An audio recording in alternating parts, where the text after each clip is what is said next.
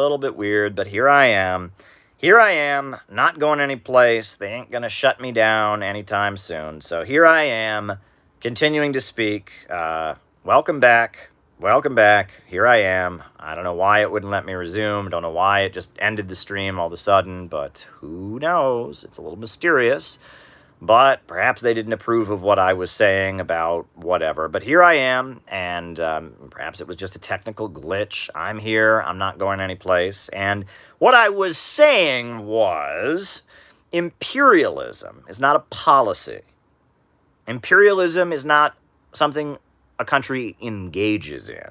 Imperialism is a system. It is a noun. It refers to a global setup, a global economic order. Lenin wrote a book, Imperialism, the Highest Stage of Capitalism.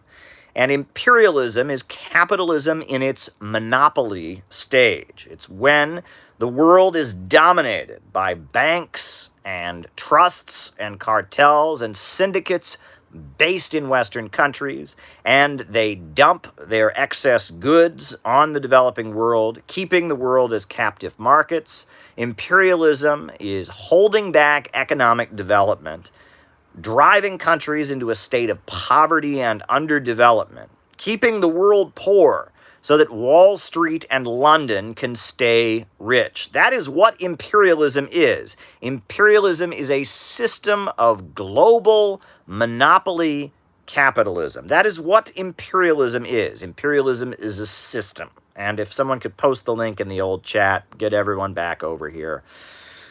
YouTube! You make me mad, YouTube, but that's okay. We keep going.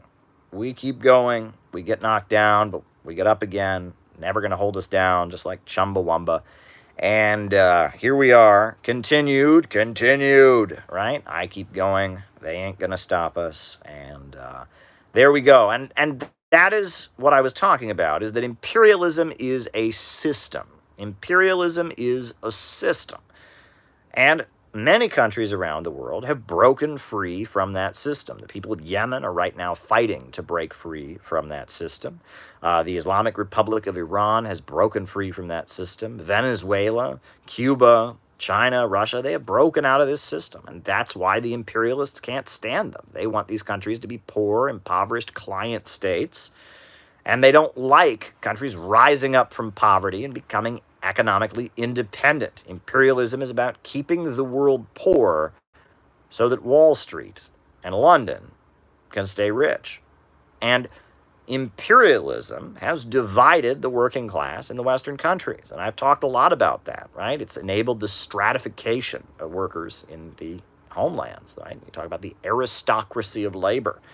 Imperialism, it also has, laid the basis for the creation of, colonial settler states, Rhodesia, apartheid in South Africa, Israel, right? These are colonial settler states. And I've talked a lot about the various aspects of imperialism. Cecil Rhodes, who said, in order to prevent a civil war, we must become imperialists, right? When he saw the working class people in Britain protesting for jobs, and it was just a cry for bread, that he pondered the importance of imperialism. If we want to avoid a civil war, we must become imperialists. That's Cecil Rhodes of Rhodesia and the Rhodes Scholar Program. That's Cecil Rhodes. And, there you go. But there's more to it than that, folks. I argue that we are in a new period of imperialism. Because it used to be the way imperialism kept stability at home was by maintaining a solid industrial base, a base of industrial workers in the homeland who were well paid. After World War II, you had all those auto workers and steel workers and meat packers who were making very, very good wages and thus were loyal to empire. But now, what we are seeing is the demolition of the aristocracy of labor. They no longer need a well-paid industrial layer of workers in the imperialist homelands. So the opportunity for solidarity is rising as conditions get worse for the American working people, as their living standards are going down, as diversity is increasing with a far far more diverse population all throughout the United States. I grew up in a town that was about, 15% black, the rest white. I go there now, and it's, there's people from India, there's people from Latin America, and the diversity in the imperialist homelands, and the lowered living standards and the driving down of wages is all laying the basis for a new layer of solidarity among the working class, that we can get over imperialism and national chauvinism, and we can have black and white united fight at home, and we can have opposition to wars and empire around the world, that the working people of the third world and the working people of the first world can stand arm in arm against the international bankers and corporations and monopolies that are hurting all working people. Is the moment, Peru, Yemen, the beginning of the end of imperialism. Peru, Yemen, and of imperialism. And that is the optimism of the moment, right? Charles Dickens, in his awful book, his awful attack on the French Revolution that he wrote called A Tale of Two Cities, he begins it by saying, "It was the best of times, it was the worst of times. It was the triumph of hope and the winter of despair. It was the best of times, it was the worst of times." And, despite the fact that that's not a very good book, the statement does apply to now, right? That right now is the best of times in terms of the opportunity of working people to struggle, the opportunity to actually see the transition to socialism in the imperialist homeland and overthrow imperialism as a system. But it's the worst of times, in that wages are dropping down, the imperialists are getting more vicious and more desperate to sink their fangs into people around the world, living standards are dropping, instability is increasing. I.O. Hillary says, "Workers of the world unite." And I'm going to write that down, workers of the world, so I can comment on that. But yes, the best of times, the worst of times, right? And that is the situation. And I maintain that we are living in the last days, that these are the last days of American imperialism. We are living in the last days of American empire. These are the last days. And despite the fact that it seems like things are harder for us, there's not a huge organization like the Communist Party, there's not a huge Marxist-Leninist upsurge among the people, there is confusion ideologically, I maintain that we are very, very, very lucky to be living in the time that we are living in, because unlike the 1930s, unlike the 1960s, I believe we will see the overthrow of American imperialism. It is actually possible in our time, as we see society breaking down, as we see a new interest in socialism, as we see the demolition of the labor aristocracy. We are the luckiest of communists in American history. We are the luckiest of revolutionaries in the United States throughout its history, because we will actually see, abolish the Senate, we will actually see the end of imperialism. We will actually see a dismantling of the global system of monopoly capitalism. These are the last days of empire. And the future is ours. There's a group of Filipino Americans who used to come to protests. Don't know what they're up to these days. I don't go to protests very much anymore. But they used to chant, "Who? Us. When? Now. We're gonna bring imperialism down. Who? Us. When? Now. We're gonna bring imperialism down."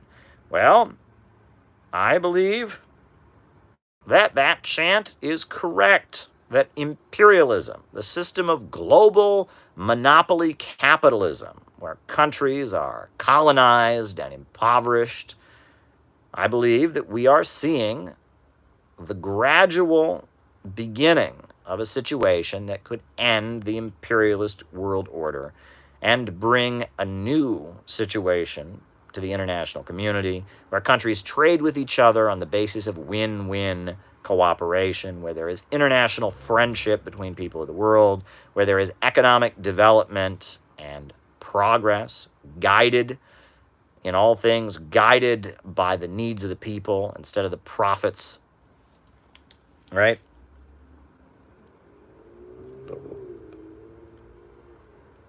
To end. Wrote it down. Guided by the I don't know, guided by the needs of the people without profits in command. I think we are entering a period where imperialism can be made a relic of the past. And I'm excited about that. I'm happy that that is the time that I am living in. As hard and as difficult as things are, we are marching toward the final conflict, right? If you ever listen to the Internationale, the theme song of communism, it refers to the final conflict, right? Right? In English, 'tis the final conflict, right? In Spanish, what is it? In la lucha final, the final fight, right? I think in Spanish, in French, it's something in la lucha finale, right? The final conflict, right? The final conflict. I believe we are heading toward the final conflict. That the Cold War is long over. Socialism still exists. Capitalism is in crisis. Socialism is marching ahead. I think we are going to see the end of empire. But that said, these are still the worst of times. And the pandemic was a disaster. The war drive of our politicians and their desperate viciousness. Events like January 6th, where we see different factions in the ruling class fighting against each other. Kamala Harris, we have a vice president who cannot handle tough questions. I don't know if folks have noticed this. We have a vice president who cannot handle reasonable questions. I shouldn't even say tough questions. Reasonable questions, right? How do you know Kamala is angry? Kamala Harris, how do you know she's angry? Because she starts doing this fake laughing thing with her voice, and her eyes are saying, I'm going to kill you, I'm going to murder you, how dare you ask me this question? And she does this, right? Kamala Harris is a scary person, right? A very scary person, right? Right? I mean, we've seen Kamala Harris, right? Now, everyone's asking her, hey, Kamala Harris, you are the border czar. Why have you not actually gone to the border? It's a reasonable question, is it not? I mean, she is the border czar. So why has she not actually gone to the border? I mean, is that a hard question? I mean, is that a difficult question? I mean, is that like, that's like, gotcha. Well, Kamala, you're the border czar. Why have you never been to the border? It's like, did she not see that one coming? Her staff are sitting there. All right, Kamala, we're prepping you for the interview. All right, I'll pretend to be the interviewer. Why are you so amazingly beautiful, Kamala Harris?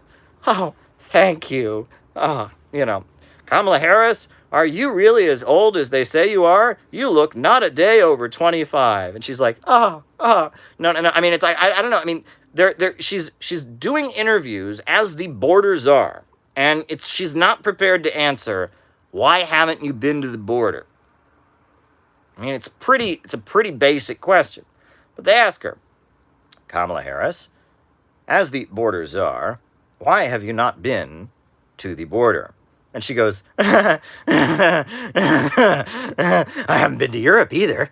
I haven't been to Europe.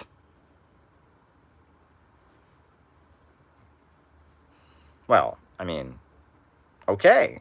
All right. She hasn't been to Europe. I mean, all right. I mean, are there other places she hasn't been? She could have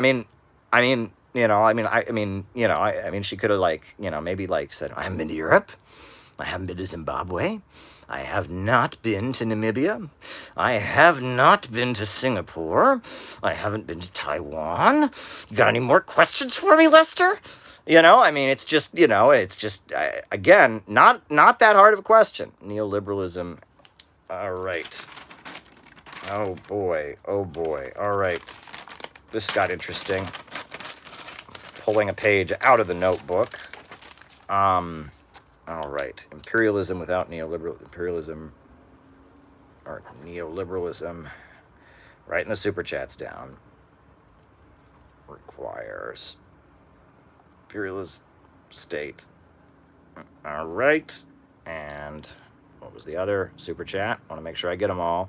Anti-imperialist states that we should not support.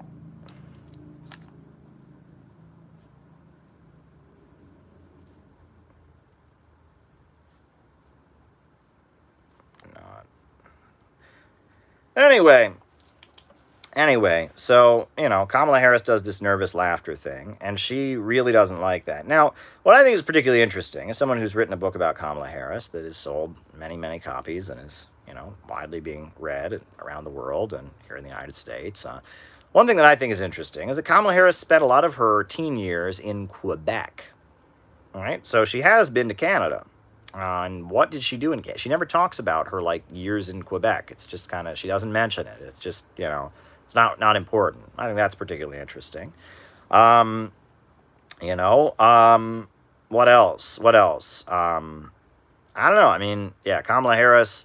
Look, we all know the reason she hasn't gone to the border. Okay, let's just say it. Let's just get it out of our system. Why is Kamala Harris not going to the border? Because they don't want to she doesn't want to get her picture taken with kids in cages. That's what it's about, right? There are some facilities down by the border. And when Trump was president, they were called kids in cages. Now we call them children in facilities. They are not kids in cages. They are children in facilities. And it's not exactly good relations to show somebody who's very likely to be our next president, right? Has been groomed and selected by the Hillary Clinton State Department. It's not exactly good PR to have Kamala Harris photographed next to kids in cages. Also, I am sure they are desperately vetting the immigrants when she finally gets to the border, which she will. Soviet-Finnish war, right?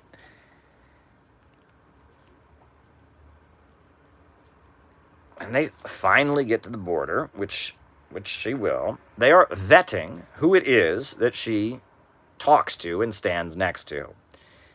And a lot of these folks at the border, they are vetting them and figuring out exactly what immigrants they will have stand next to her and have her talk to, right? And which immigrant kids she'll pat on the head.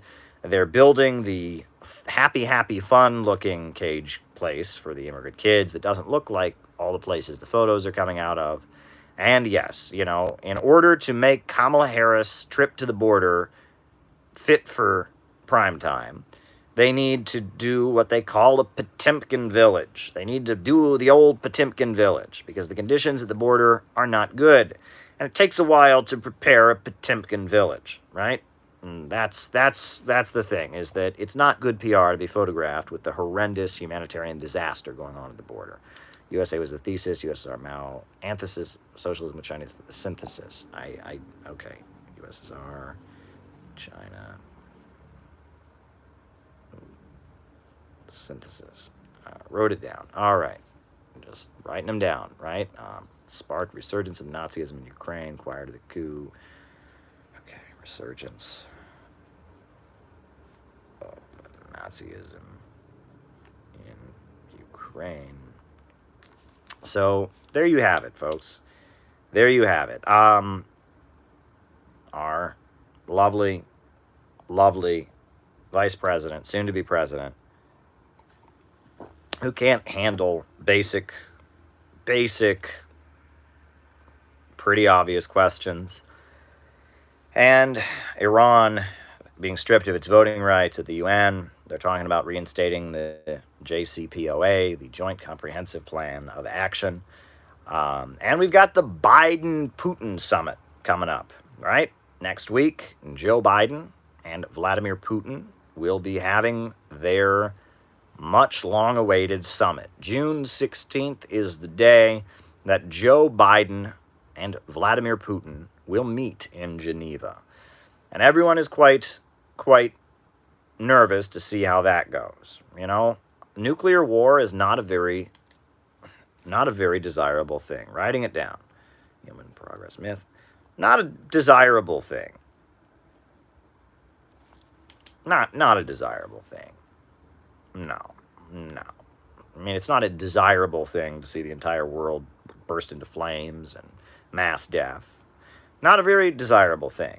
Now, there are some eco-Malthusians who think that human beings are a cancer upon Mother Earth, and there are too many of us, and we're breeding, and we're using up Mother Earth's resources, and maybe some of them, deep down, do actually fantasize about a nuclear war. And I think some of them do. I think there are some eco-Malthusians who do fantasize about some great nuclear war that'll, like, you know, set us back into balance with nature or something. I think that's a big part of the New Age cult, is that there is a sinister apocalyptic, you know, ideation behind a lot of New Age thinking. But rational human beings, the overwhelming majority of human beings, don't want a nuclear war.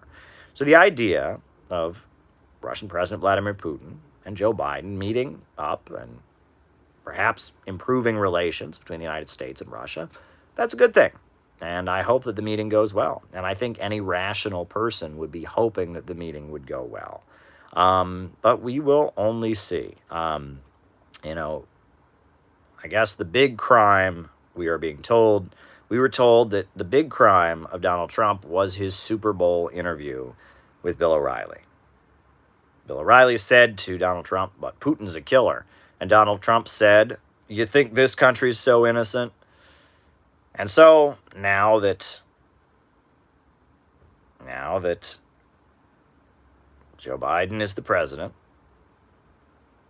Joe Biden sits down with George Stephanopoulos, and George Stephanopoulos says to him, Joe Biden, is Putin a killer?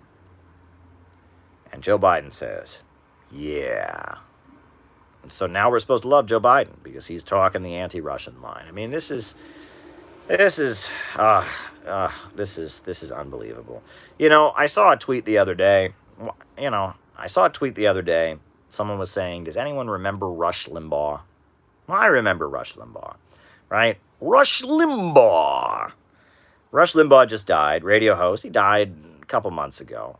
And the coverage of Rush Limbaugh's death in American media was abominable. Because I have hated Rush Limbaugh my whole life. When I was a kid, a lot of people in my town listened to Rush Limbaugh. You know, he was on the radio 3 hours every day. The liberals are destroying America, trying to take away your freedom. You know, Rush Limbaugh was just this obnoxious voice, and especially during the Iraq War, he was awful. You know, if you don't support this war, I think you should be killed. Al-Qaeda should come and blow your head off at your house. If you don't support the USA invading Iraq, you're a traitor. Right? I mean, he was just the worst. The worst. And, you know, he was against Social Security. These old people don't need money. I'm tired of these old people. They don't need Medicare. What do they need it for? Unions are ruining everything. I don't like unions. You know, I mean, he was just awful. Rush was awful. He was pro-war, right-wing, and he was just downright awful. So when Rush Limbaugh died, I started going back through the archives of, like, old Rush Limbaugh, because he got going, like, late 80s, I think, was when Rush Limbaugh got to be popular. There's some funny ones. I'm thinking of, like, doing a compilation or something, because this is some funny ones, because the thing about Rush Limbaugh is that unlike, you know, most media in the United States, they get their memo from, like, the government, right? I mean, they have a relationship with elected officials, and, you know, they you know, I mean, the media, the government, they're not synonymous, but, you know, they work together, and, I mean, there's relationships and all of that. But Rush, he was just a fight dirty, go for the kill conservative. And so he never got, it's like he may have gotten the same memos that, you know, the mainstream press got, but he didn't care. He just wanted to get a punch in. So there's a couple times where Rush dropped the ball hilariously. I mean, you watch some of these old clips of Rush Limbaugh during the 80s. My favorite Liberals love Gorbachev. Why do liberals like Gorbachev? I mean, what is it? He's just a Soviet dictator. I mean, why do liberals like Gorbachev? He's no different than any other communist leader. The liberals like him because they're communists. Liberals are communists. That's why they like Gorbachev. Oops. Oopsie daisy. Oopsie poopsie. Yeah. I guess it looks like the liberals knew something you didn't know there, Rush. I think history has shown that Gorbachev was just not another Soviet dictator. What's different about Gorbachev? There's nothing special about. Why do liberals like Gorbachev? Why do the liberals like Gorbachev? You know, the clips didn't age very well. Seems like the liberals knew that Gorbachev was a revisionist traitor who was potentially going to dissolve the Soviet Union.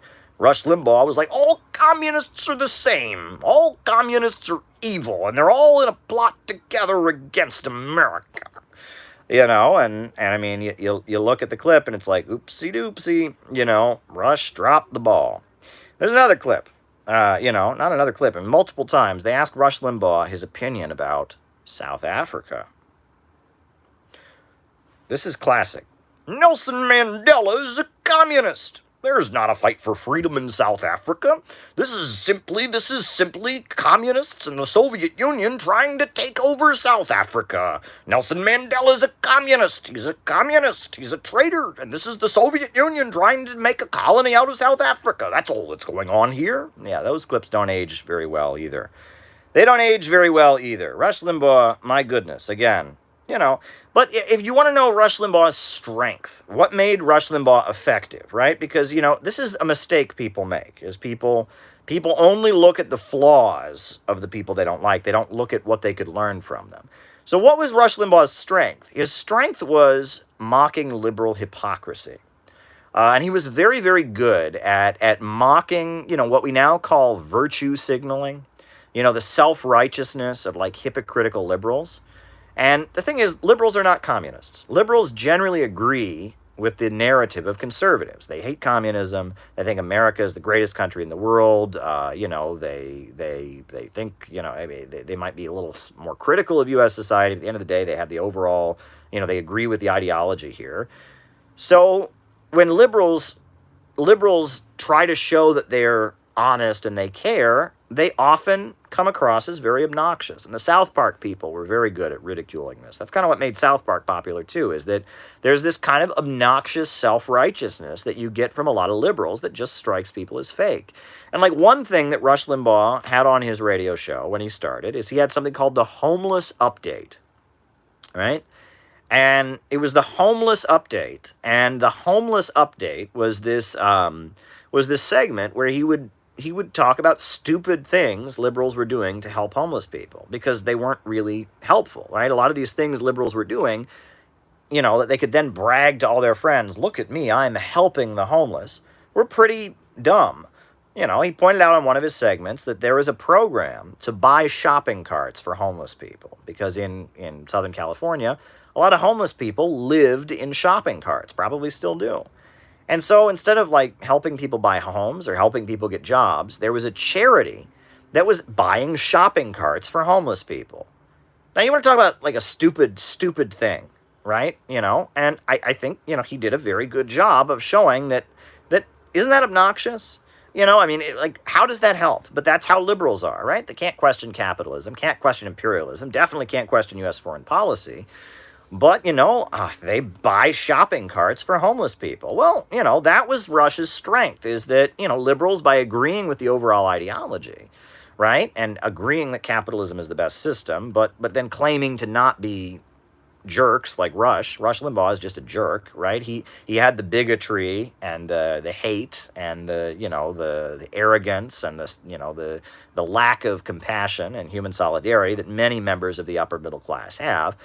By just kind of putting those emotions out there and just kind of blatantly displaying them, he kind of was able to ridicule some of the fake virtue signaling that the liberals had. I found this segment, it was very effective, where Rush Limbaugh's up there, he's like, imagine that I said I care about you.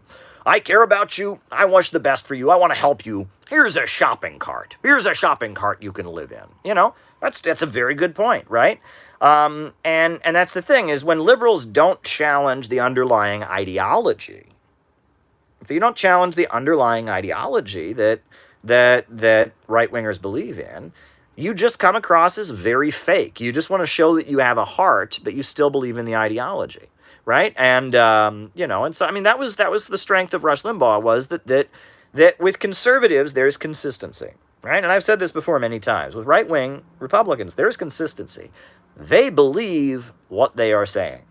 They wholeheartedly. I have no doubt in my mind that Michelle Bachmann believes everything that she says. Rick Santorum believes everything that he says. I think that, what's her name? Sarah Palin believes everything that she says. What they say is batshit crazy and wrong, but they believe it. And they act in consequence with their beliefs, right? They tend to believe what they say. They hate communism with all their heart and soul. They think that America is the greatest country in the world. They think the police brutality is made up. It's a liberal propaganda smear against our great brothers in blue who are protecting us. Conservatives believe this stuff, right? And they carry it out. Democrats talk one way and do something else, right? They say one thing, they do something else. Obama said he was going to close Guantanamo Bay. He didn't. Obama condemned Bush for his Iraq war, and then he started a number of other wars, like, Libya and Syria. Liberals say things that are more correct, but they do things that aren't. Conservatives say bad things and do bad things. And there's a lot of people who will respect that, right? I mean, if you ever talk to people who've been in prison, right? People who've been in prison, incarcerated, they have often said that one thing that prisoners really value in a guard is consistency. It's not that they want the guard to be a nice guy or a mean guy, that far more than that, prisoners like guards that are consistent, so they know what they're getting, right? Because the guard in prison can make your life absolutely miserable, right? Or not, right? And keeping the guard happy is a big concern of prisoners. So when prisoners find a guard that is consistent, they like it. And, if you've ever, worked on a job, look, I mean, in many jobs I've had, again, you want a boss who is consistent. If the rule is different on Tuesday than it is on Wednesday, that's a little bit confusing, and even if the rule sucks, if it's the same on Wednesday as on Thursday, at least you know what it is. You can plan your life accordingly. Right? Well, conservatives are consistent. Liberals are not consistent. And I think that was part of Rush Limbaugh's appeal. But anyway, what was I saying again about Rush Limbaugh? So Rush Limbaugh died. Rush bit the bucket. He bit the big one, right? He kicked the bucket. He bit the bucket. He kicked the bucket. He bit the big one. Rush Limbaugh is no more. He has passed from this earth. So Rush Limbaugh dies. And so U.S. media, this man's been on the air for decades, preaching hate, calling for cuts in social programs, supporting wars, supporting racism. At one point, he used to say really blatantly racist stuff to his callers. You could look up some of the stuff he said, like when black people would call into his show and argue with him, he would just say really racist, inappropriate things. And not a great guy. So Rush Limbaugh dies, and so U.S. media, the liberal media, right? The, liberals, MSNBC and Media Matters and all of them are, they're giving, the obituaries for Rush Limbaugh. And the obituaries went like this. Once upon a time, there was a man who supported Donald Trump, and Donald Trump is bad. Thank you, Piano Man. And I was just like, really? And I watched a number of these pieces. Rush Limbaugh supported Donald Trump. Donald Trump is bad. And I just wanted to shake my television set and be like, what? Rush Limbaugh supported austerity. He supported wars. He supported torture. Yeah, he said that the Abu Ghraib prison scandal, where prisoners were being raped and tortured and all this. He said it was just like a fraternity initiation. He thought it was funny. There was nothing wrong with it. He did all these awful things, but when he died, Rush Limbaugh supported Donald Trump. Donald Trump's bad.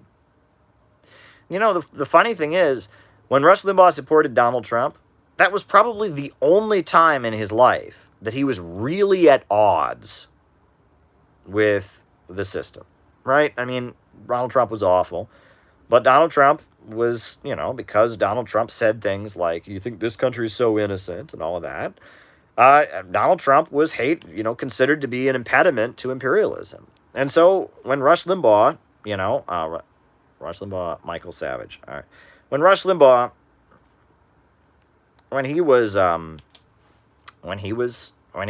supporting Donald Trump, it was, he was in a situation where he was kind of at odds with the mainstream of imperialism. He'd spent his whole life supporting wars. He'd spent his whole life defending police brutality, attacking women, and, saying nasty things about women and feminism. But when he died, we learned that he supported Donald Trump. Donald Trump is bad. Donald Trump is bad. Well, Rush Limbaugh said you were a traitor if you didn't support the Iraq War. You were evil, my life was pretty miserable during the time the Iraq War was happening, and I'll tell you that much, during the time of the invasion of Iraq. And Rush Limbaugh was riling up all these conservative folks in my hometown, stirring them up to, hate anybody who would possibly question the war and all of that. And, Donald Trump, on the other hand, during a presidential debate, what did Donald Trump say? Donald Trump said, your brother lied. He lied to get us into a war, right? That was kind of an epic moment, right? Where he said that, he lied to get us into a war. Jeb Bush, your brother lied. That was epic, right? There was one odd moment that I will never forget with Rush Limbaugh. And that was the moment where Rush Limbaugh supported the Lord's Resistance Army. Do folks remember that? That was something else. I was laughing pretty hard when that happened. So in Africa, there is an armed evangelical Christian terrorist group. And they're called the LRA, the Lord's Resistance Army. And the USA fights them, right? Fights them. It's got troops in Nigeria propping up, Buhari and the Nigerian oil regime in the name of fighting the Lord's Resistance Army. They got some forces in other countries. It's just this terrorist group that's been around. Well, Rush Limbaugh, again, right? Kind of like how, he was like, there's nothing wrong, nothing different about Gorbachev. Rush Limbaugh found out, when Obama was sending troops to Nigeria to fight the Lord's Resistance Army, Rush Limbaugh is such a right-wing doofus. He gets on there.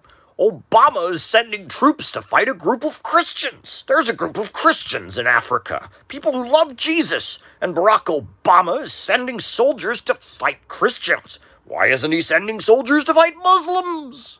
Oh, that's because he's a secret Muslim, and he's sending soldiers to fight Christians. And Rush Limbaugh, reads the official, manifesto of the Lord's Resistance Army or something from their website. This is a group dedicated to spreading the teachings of Jesus. And Obama is... And it's the Lord's Resistance Army, okay? There you go. There you go. And then you watch it and it's oh, okay, right, all right. The Lord's Resistance Army. That's a group of Christians. That's Mother Teresa. Okay. Oh, all right. There you go. And that just shows, how ridiculously, look, that happened around 2008, 2009. Obama got elected. And that was kind of a turning point in U.S. politics. Politics in the United States stopped being the late Cold War normal around that time. And at that point, Rush Limbaugh, he was not, the neocon solid core. They were losing out. They were not the solid base that they once were for holding the country together. So Rush Limbaugh was on his way out. Look, Ann Coulter's career has really not recovered, right? Ever since the Cold War normal and the Bush years and Obama and the financial crisis, and it's very hard to just be a neocon, person now. They're all trying a different gimmick, right? Dinesh D'Souza has got this, he's the great historian, and, who else? Who else is in conservatainment, right? In the world of conservatainment, you got Tucker Carlson, who, he's trying to sound kind of like a nationalist, and you'll have anti-war leftists on there sometimes, and, you can't just be a neocon blowhard anymore. You can't be Rush Limbaugh. You can't be Ann Coulter. It just doesn't work anymore, right? It's like they're all looking for a new angle, for a new gimmick, because it doesn't work. Politics have changed. Politics have changed. The late Cold War normal is over. Imperialism has entered a crisis. Good riddance. I don't know why we're talking about Rush Limbaugh. Our opening remarks tonight. First, we talked about Iran at the UN. Then we talked about imperialism, and then I think we started talking about Rush Limbaugh. So there you go. There you go. All right, folks. It's been fun. Be sure to hit the like button. Be sure to hit the subscribe button. Be sure to hit the notifications bell. Sorry about the interruption earlier, technical difficulties, but we have survived and recovered. And now we can do our roll call. I will call you out as I see you. Names and locations. Names and locations. I'll call you out as I see you. Names and locations. Names and locations. Names and locations. San Jose, non-user. Ryan in Oakland. Cleveland Pirate Alex. Tamara and Dario from Brooklyn. Richmond, Virginia. Natalie in Maryland. Adelaide, Australia. Hakeem, USA. Ryan Overstreet in Kentucky. I think Ryan Overstreet can be a mod. Yay! The Woodlands, Texas. Gleb Perch. Mo from Ontario, Canada. Nassau County, Char Char Darling, good friend of the program. Nashville, Tennessee. Alex Pugliese and... Okay, now it's not letting me... Oh, there we go. Montreal, same as Kamala's high school, says Chaya. Very good. New York City. Auckland, New Zealand. Solidarity from Valencia. Michael in Ithaca, New York. Welcome, Michael. Tristan in Maryland. Rush Limbaugh from hell, Los Angeles. Space Coast, Florida. Springfield, Missouri. The Belly of the Beast, Springfield, Missouri. Moria, New York. Arturo in Anchorage, Alaska. Io Hillary in New York City. Jenny Lynn in Cincinnati, Ohio. Andy Finaro in Maine. Calgary, Canada. Vladivostok. Quinn Anderson, Quinn and Meredith in Eatonville. Welcome, Quinn in Maryland. 417 gang, says Tucker Marks. Vinicius from Brazil. Santa Barbara, California. Glasgow, Scotland. Toronto, Canada. Staten Island, New York. Brandon Bates. Steve from Southwest Michigan. Quincy, Massachusetts. Jeff in Studio City, California. New Jersey. County Sun, Cole from Calgary. Congrats, new mod. On the job, Arizona, says Arthur Porter. Welcome, Arthur. You're always a good friend here. Noah from the Greenbelt. Very good. Joshua Tree, California, Kinky. Very good. Sao Paulo, Brazil. Jose. There you go. Mo in Pomona, California. Tucker Marks says congrats. Don Deering in New York. Balthazar in Oakland. Mosin in Iran. All right. Thanks, comrades, says Ryan Overstreaks. Beautiful up here in Toronto, says Kieran. Beautiful to you. Michigan gang reporting for duty. Welcome, welcome, welcome. Melbourne, Australia. Shulgi from California. Chris in Salt Lake City. Factory of Ideas. Treasure Coast, Florida. Watching in San Jose, Costa Rica. Wow, must be enjoyable. Talent, Oregon. Joanne in the Netherlands. West Palm Beach. West Palm Beach. All right, folks. I don't know, before we get to the Super Chat questions, let me just add that I don't know if folks are aware, but there has been a big controversy between Aaron Mate and Anna Kasparian. And I'm watching this and I'm just like, Aaron Mate he's an anti-imperialist, critical of U.S. foreign policy and U.S. media reports. And Anna Kasparian is just losing her mind and tantruming and yelling at him or something. It's silly. I mean, it's quite silly. Quite silly. Quite silly to watch. Joe Gale in Nassau County. And it's just like, why is she doing this? Like, what is going on here? Anna Kasparian is, having her childlike tantrums against Aaron Mate, and I'm just like, why? Like, what does she gain from this? Like, is she... the whole thing is just really, really bizarre. I don't quite understand it. I also don't understand why people think Jacobin could be a legit socialist publication if it's got Anna Kasparian on the payroll. Look at the way Anna Kasparian is conducting herself with the middle finger, with the childish personal attacks and all of this. And, it's like, okay, this is Jacobin. This is how Jacobin wants to be represented with that. This is what Jacobin is looking for. This is their idea of responsible socialism. Really, really, right? So there you go. Alrighty. So, anti-colonial struggles, how did they impact the economy in the 50s and 60s? Well, as you know, there was the post-World War II economic expansion. And anti-colonial struggles in the 50s and 60s actually contributed to it significantly. A lot of the economic expansion was happening in developing countries. During this period, you saw the United States propping up and enabling industrialization from many of the military juntas and Bonapartist regimes that were aligned with it. South Korea in the mid-60s was able to industrialize. You saw the Shah of Iran, who, built things like airlines and railroads, because the USA was trying to stabilize Iran. So they had this brutal authoritarian Shah. You had Peronism in Argentina. And the United States was allowing governments that were aligned with it to carry out some level of industrialization in order to try and hold back the wave of anti-colonial resistance that was going on. That was pretty big. And on top of that, when countries, like, for example, you had, Kwame Nkrumah, right, who was, coming into power, and, you had different anti-colonial forces around the world, they were buying more stuff, right, because as their people rose from poverty as a result of anti-imperialist governments, people got more money and people were buying stuff. So, in a way, the economy of the world in the 50s and 60s benefited, I would say, from anti-colonial struggles. Plus, the United States was able to build up and continue justifying and spending more on the military-industrial complex based on the fear of countries breaking free from poverty and rising up. So, all of this, played a significant role. Look, I mean, what was going on in Indonesia, right, where in Indonesia you had an anti-imperialist, pro-Soviet, like a Popular Front government until the 1965 coup.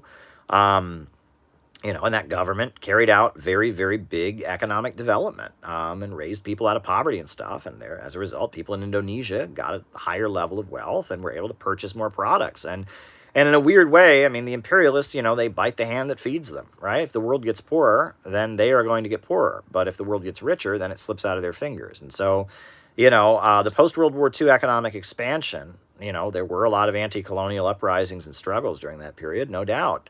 But that kind of benefited the capitalist economy, as weird as that sounds, right? And the rise of China is the same thing. You could say the same thing about the rise of China today. Look, if China hadn't been expanding for the past 2 decades, the financial crisis of 2008 would have come way earlier, right? I mean, China's economic expansion, played a very significant role in stabilizing the U.S. economy. They always make it, they always play up this idea that, the USA owes all this money to China.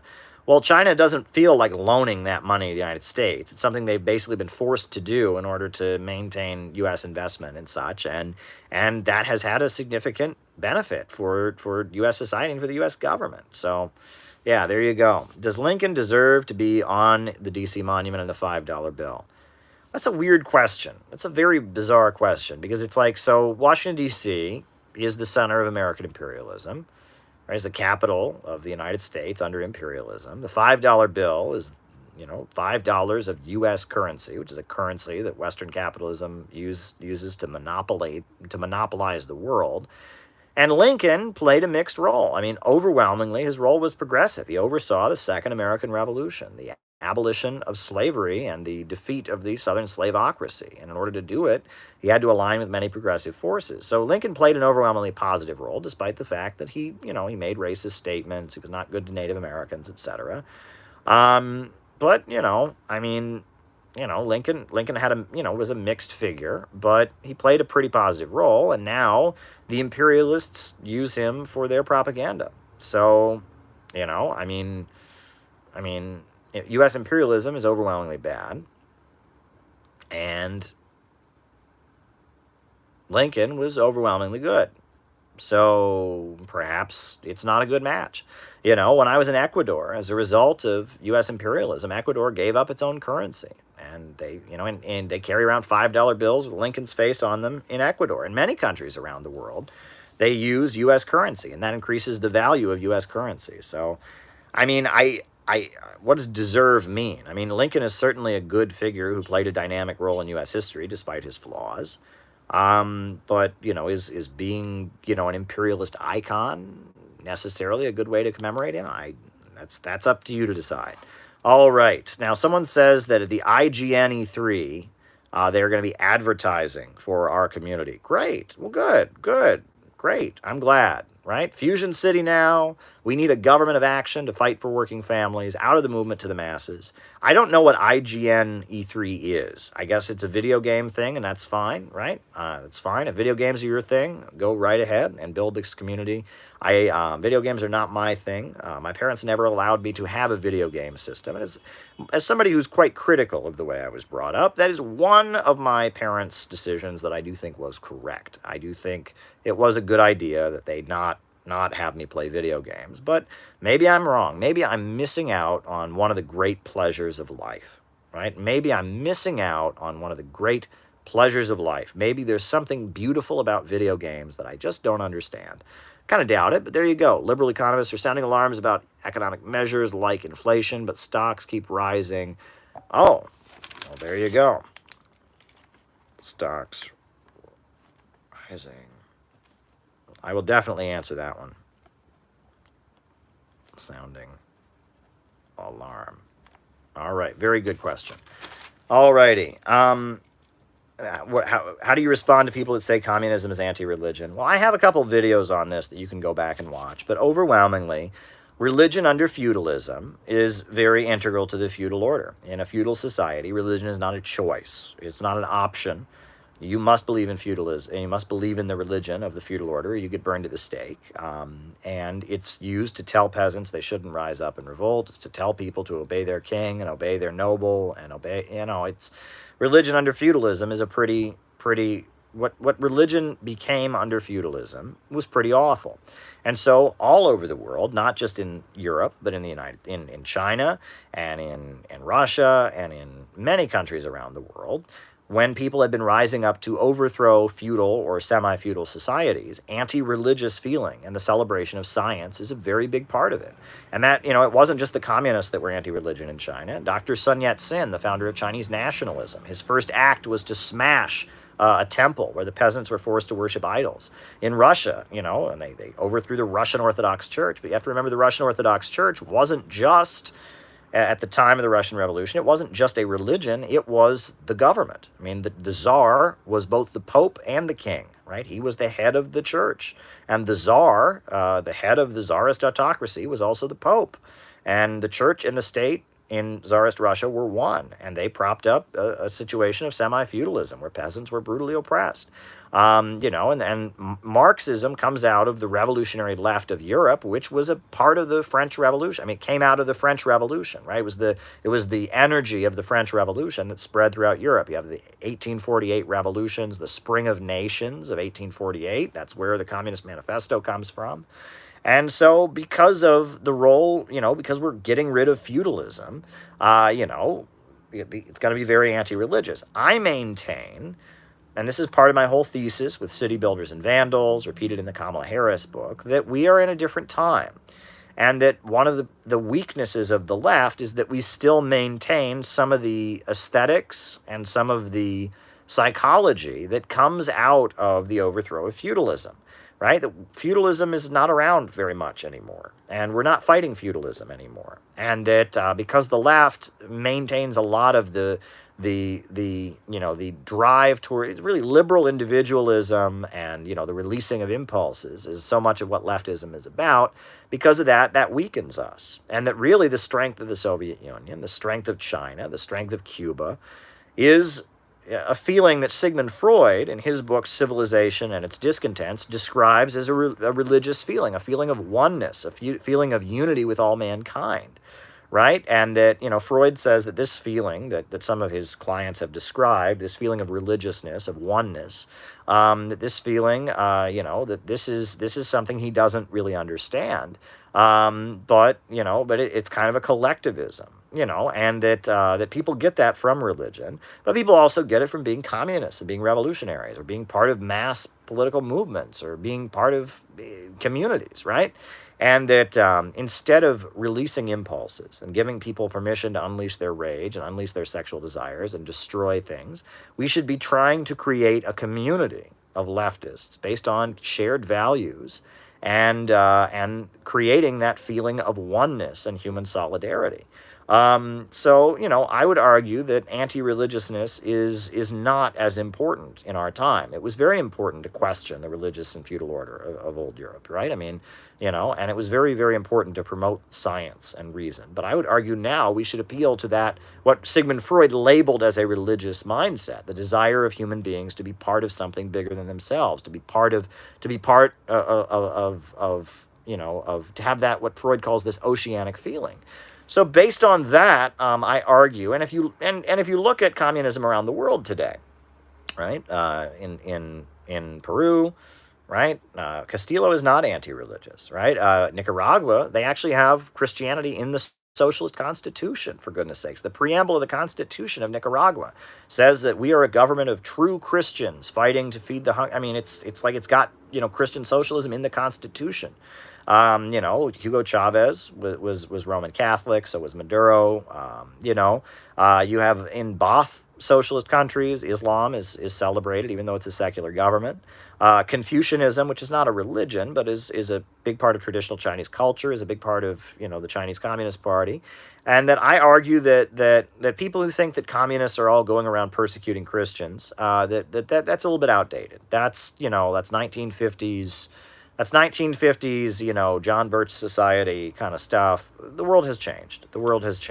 Okay. And communism has changed, I would argue. And religion has changed. And the relationship of human societies to religion has changed, right?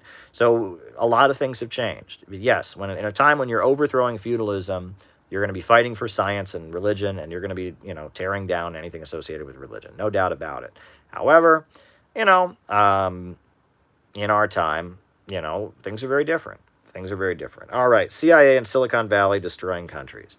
Look, Silicon Valley, first of all, let's talk about Silicon Valley and the CIA. You would think, that sounds tinfoil hatty, right? If you say that IBM and Google and all these, that Apple and all these companies, Amazon, they have a relationship with the intelligence agencies. People look at you like you're crazy, like, oh boy, what? Google it. I mean, they admit it, right? I mean, the CIA had all kinds of programs on Silicon Valley. The NSA was helping IBM to be set up, and Microsoft had a history with, all the big tech giants. The market was not going to do it. Okay? The market was simply not going to facilitate the computer revolution.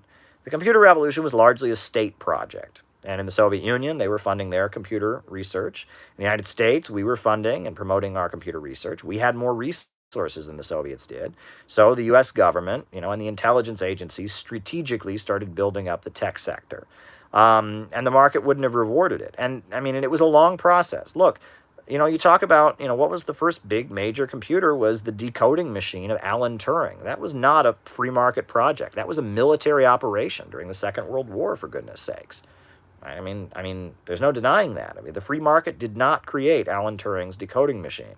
And, Apple and IBM and Microsoft and Google and Facebook and a lot of these tech giants have a relationship with the intelligence agencies. Amazon does a lot of Pentagon work, and there's a deep relationship there. And again, if you tell that to people, they roll their eyes, but they shouldn't, right? If they roll their eyes, they're being ignorant. And that's what you call argumentium ad ridicule, right? Things are not, if I said the sky is blue, you could very easily go to me, oh boy, he thinks the sky is blue. That wouldn't be an argument against the sky being blue, now would it? Right? And that's often the response we get is argumentium ad ridicule, right? Where you're not presenting contrary facts, you're not debunking it, you're just, Nicaragua. You're just Nicaragua. You're just ridicule, right? Argumentium ad ridicule. And the relationship between the tech giants and American intelligence agencies is very long-standing and very long, well-proven. Not a secret at all. Not a secret at all. And, social media has played a pretty big role in destabilizing countries and overthrowing governments. I mean, that is a fact. You can talk about Jared Andrew Cohen, who had been on the board of Google Alphabet and then worked in the Hillary Clinton State Department. You can talk about the Arab Spring and the role of social media in the Arab Spring. You can talk about Euromaidan and the role of social media in Euromaidan. You can talk about all the videos and disinformation about Libya that was circulated over social media. You can talk about, the role of social media in Syria and what's going on there. The hashtag SOS Venezuela. I mean, this stuff it's pretty, again, not controversial. But again, if you bring it up, people just want to play the argumentium ad ridicule game. And so, social media and the tech revolution, CIA and Silicon Valley, the relationship is long-standing and well understood. But again, if you bring it up, people just roll their eyes, and you can send them about 15 different mainstream media articles proving it, and whatever. Why do PSL have yellow signs? I don't know. I mean, PSL does not talk to me about why they make their signs the way they do. At no point has PSL, or the leaders of PSL, rank and file of PSL, approached me and said, Caleb, the reason our signs look this way is because of blank. Never have, the Party of Socialism and Liberation is a socialist group in the United States. They run something called the Answer Coalition. They have a lot of protests, and it is true, often their signs are yellow, and I do not know why that is. And, maybe they've determined that it looks good on television. Look, one thing I do know is that for years, the PSL, Party of Socialism and Liberation, is a split from the Workers' World Party, which I was in for many years. And the Workers' World Party, for many decades, long before I was around, but a long time ago, they had a youth group called Youth Against War and Fascism, YOF. And Youth Against War and Fascism, YOF, were known for having bright orange banners. Bright orange banners. And there was a reason for this, I found out. It was because back then, in newspapers, photographs were in black and white. And orange banners made the best black and white photos. Right? Black painting on an orange banner looked really good in a black and white photograph that might be in the newspaper. And actually, if you go through histories of the 1960s, you will see many Youth Against War and Fascism banners. For example, the Stonewall, every year in New York City, they have the Stonewall event to commemorate the Stonewall uprising, the riots supporting gay rights. And in many of the advertisements for the Stonewall things, you will see a YOF banner. That says Gay Liberation Now, and it's a banner, and on the banner it says YOF, and it's a YOF banner. But it made a really good photograph because bright orange banner with black paint on it, black letters on it, makes a really good black and white photograph. The orange looks kind of like light gray, and it works for some reason.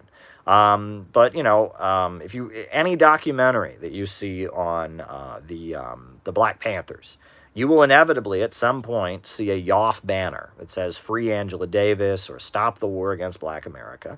And they were very good at making banners that were well photographed, and that was one good thing. So perhaps the Answer Coalition has determined, I'm just guessing based on what I know about their ideological roots in the Workers' World Party and the way the Youth Against War and Fascism made their bright orange banners, I am deducing, based on my logical speculation and nothing more, perhaps they have made a similar determination about color photographs and yellow signs. Perhaps for some reason, they think that yellow signs are good in color photographs. They stand out more. Maybe they catch the eye. I don't know. I suspect it's some kind of decision about marketing or something like that. But I could be wrong. So there you go. There you go. I don't know what more there is to say about that. The other thing I'll say is that, as somebody, I don't go to protests very much at all, really, nowadays. But when I used to go to protest years ago, one thing I noticed is that there are a lot of wacky signs. A lot of very wacky signs, okay? A lot of these Trotskyite groups have signs that look insane, right? Like, I remember we had a protest about Syria, opposing U.S. intervention in Syria. A group of Trotskyites showed up. All of them had signs that said, "For a socialist federation of the Near East."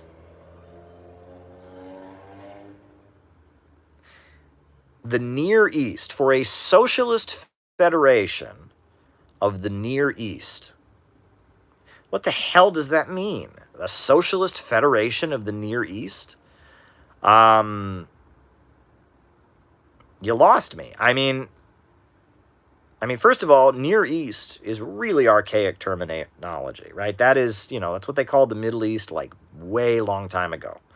Like, in like the time of World War II, they called it the Near East. So it's a very Western chauvinist term, because what near to what, right? Near to what? Not near to China, not near to Australia, but then on top of that, like, so you're, if an average person, you're trying to get a message out, like an average person, what in the world are they going to think? An average person is walking by, for a socialist federation of the Near East. What in the world are they going to get from that, right? No war on Syria, hands off Syria, USA stop supporting terrorists in Syria, but for a socialist federation of the Near East. Sounds nuts. It just sounds nuts. During the Iraq War, Trotskyites, I would see them marching around with signs that said, "For military defense of Iraq."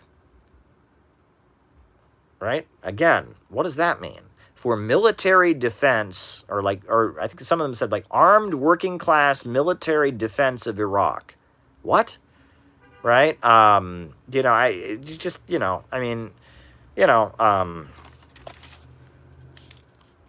CRT. All right. It's just not effective communication. Not effective communication. Not effective communication. Thank you, Andy. All right. So, look, perhaps the PSL feels that yellow is the best way to reach people, right? And if they are, that's good. You should pay attention to that kind of thing. If you're not doing a good job of communicating your message, you can have the best message in the world, but if nobody ever understands it or ever hears it, what good does it do you? So there you go. And PSL, that's what they do. They stage protests in Washington, D.C. That's what they're all about. And good for them. We need those protests to happen. And so if they can do them in a slick, effective manner, I'm not opposed to that kind of thing, right? I know PSL has a very bad reputation for reserving permits and kind of bullying other groups. And I don't play that game anymore, right? So I'm not part of that world. I'm not organizing protests in D.C. So, I'm not part of that. Yeah, whatever. I don't care anymore. But yeah, there was a time when, I was, fighting PSL over permits and, I don't do that anymore. That's not my world anymore. I don't live in that world anymore. So for those of you who do, good for you. But, you can figure that out. But, it's good protests happen. All right. Norman Bethune, Canadian communist. Norman Bethune was a doctor in Canada. And he saw a group of unemployed protesters being beaten up by the police. Being a doctor, he ran over to them to give them medical care. And then he was arrested, scooped up by the police and arrested. And when he was in jail, the communists recruited him. And he was won over to communism in the jail. And when he was won over to communism in the jail, he You know, he eventually went to Spain to fight for the Spanish Republic. He eventually went to China to support China in the fight against the Japanese invaders. He cut his hand while doing surgery, died from an infection in China. And Mao gave a speech at Norman Bethune's funeral. And that speech is one of Mao's most treasured works, the 5 most treasured essays or something like that. And Norman Bethune is a national hero in China and in Canada. He's a national hero. He's widely admired. He's a very admirable individual who took great risks and ultimately gave his life for the working class struggle. All right. Would most Americans oppose sanctions if they knew what they were? Yeah, I think they would. If people knew the truth about Iran not being a threat to the United States, about Cuba not being a threat to the United States, if they knew how devastating these sanctions were, yes. If people knew the full story, yes, they would oppose them. You know, if they just knew what the sanctions were, but were still believing Iran was a threat, they might not have the empathy. But if you not only told what sanctions actually were, but also showed that they were not justified in any way, they weren't making us safer, I think they would be opposed. Yes. All right. Peru and Yemen, is this the end of imperialism? Well, I think we're in a period in which we're seeing imperialism decay, yes. But I don't think the specific events in Peru and specific events in Yemen are going to end imperialism. But yes, we are living in the last days of American empire, no doubt about it. All right. Workers of the world unite, says I.O. Hillary. Yep. You have nothing to lose but your chains and a whole wide world to win. Workers of the world unite. That's the end of the Communist Manifesto. That is the way it ends, the couplet or the closing of the Communist Manifesto. And then Lenin said that it should be changed to workers and oppressed peoples of the world unite to support national liberation struggles. Did you know that? Lenin changed it to workers and oppressed people of the world unite, which I think is kind of interesting. So there you go. But yes, that is one of the oldest Marxist communist slogans. So how are we going to abolish the Senate? Well, abolishing the Senate would require a big change to the U.S. Constitution. I mean, you know, there's quite a bit of the U.S. Constitution relates to the U.S. Senate and how it's set up. So there would have to be a number of constitutional amendments. I mean, you know, many people don't realize this, but the U.S. Constitution does actually have procedures for calling a new constitutional convention in it. So in theory, you know, one could simply call a new constitutional convention. And just write a whole new constitution, or one would have to amend the Constitution. But under the U.S. Constitution, the U.S. Senate is a very, very big part of the federal government. So it would be very hard to get rid of the U.S. Senate, without. I mean, the only way you could get rid of the U.S. Senate would be having to change, would require very big changes in the Constitution. All right. Originally, according to the U.S. Constitution, the senators were appointed; they weren't elected. Right? The election of senators is a constitutional amendment. Originally, they were appointed by states' governors. Bet you didn't know that. Global petition to end the CCP. Isn't that some stupid Falun Gong thing? You know, I get their emails. Like every day I get another stupid email from Epoch Times, Falun Dafa, Falun Gong, or whatever. They're always doing something stupid like that. I don't think anyone cares. Don't think anyone cares. I mean, it's just, what are you going to end the Chinese Communist Party? I mean, what's going to happen, right? The Chinese Communist Party, one day they're going to open their mailbox and there'll be this big envelope, and they'll open it and they'll be like, oh shit, all hundreds of people on the email list of Epoch Times said we have to end. Oh no, what are we going to do? Oh, and they're going to take the big box of petitions to Xi Jinping. Look, a bunch of stupid Trump supporters in the United States signed a petition saying that we have to end. And Xi Jinping is going to be like, no! And then they're going to say, there's going to be a broadcast all over the world. People of the world, unfortunately, the Chinese Communist Party has determined, because Epoch Times and Falun Dafa sent an email to a bunch of Trump supporters and got them to sign a petition, we are now going to dissolve the Chinese Communist Party. Thank goodness a bunch of dumb Trumpers filled out a petition on the internet. This is the end. This is the end. I don't know. I mean, it's not even really worth talking about, honestly. I mean, it's like, the Falun Gong has lied so many times. The World Health Organization, so many people have looked into their claims about the organ harvesting. Never happened. Never happened, but they keep saying it. And U.S. media continues to take them seriously, even though all kinds of people have said that's not happening. The organ harvesting is not happening. But Falun Gong just says it anyway, just because they're Falun Gong, right? Okay, people, again, right? Epic Times, Falun Gong, Falun Dafa. People, people seem to think this is like an exercise club.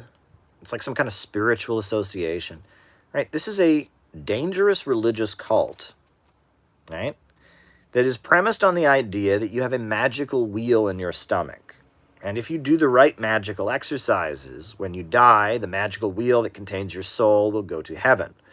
However, if you are the product of an interracial relationship, if your mother is white and your father is black, if your mother is Chinese and your father is black, if your mother is Chinese and your father is white, etc., you don't have a magical wheel in your stomach. Oh darn, did you know that? People that are the product of an interracial relationship have no soul. That is one of the principal beliefs of the Falun Gong, okay? Just saying, it's worth mentioning, right? This peaceful exercise society believes that people that are the product of interracial relationships have no souls. Another thing, they believe that because the Chinese Communist Party allows women to vote, can't have that. Women voting. Next thing you know, they'll want to wear pants instead of skirts. My God, we can't have that. Because the Chinese Communist Party allows women to vote, this is a sign that the world is coming to an end, right? We're entering what the Falun Gong calls a Dharma ending period. The world is coming to an end because women can vote. There you go. Now, from what I understand, at one point there was a very big debate among Falun Gong practitioners about what was the proper punishment for homosexuals. How do you punish people for being gay? Right? Some Falun Gong adherents said that they need the death penalty for gay people. They should kill gay people. But other Falun Gong participants said, no, we can't kill gay people. We should just publicly castrate them. Just public castrations, right? So this was a big debate among Falun Gong practitioners. Do we kill all gay people, or do we just publicly castrate all gay people? They were debating this. Big debate. Now, I don't know where they stand on it now, but that was a serious conversation they were having for a while. Yeah, Falun Gong are not nice people. And what's interesting is, some of the biggest critics of the Falun Gong, interestingly, are other anti-Chinese Communist Party Chinese folks. There's a lot of Chinese Americans that are anti-communist, right? This is the United States of all countries. If you're anti-communist, you come here.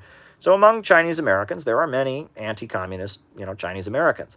Many of them, despite agreeing with all of Falun Gong's deceptive, hateful propaganda against China, a lot of them hate the Falun Gong, because the kids join the Falun Gong and then they never speak to their parents ever again. And family is a very big part of Chinese culture, but they separate children from their parents. They break apart families. There's a professor in New York City that I won't say his name. It's someone that I met. I know he was a good friend of somebody I was much closer friends with, who mortgaged his house to get his daughter out of jail in China. He was a Chinese American, not pro-communist at all, but his daughter got mixed up with the Falun Gong.